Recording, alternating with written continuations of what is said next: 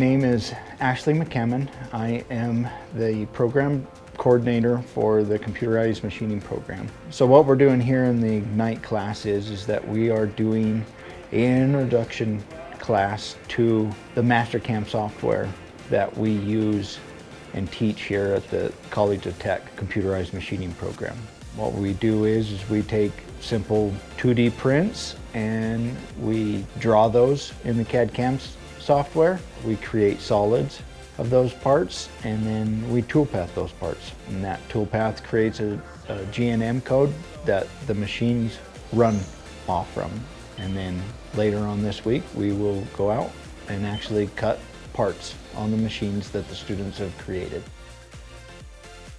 The importance of this program would be that there is not enough machinists in the world to fill the job market. So we have 100% placement coming out of the program, which means that before you ever walk out the doors, you'll have somebody asking you to come to work.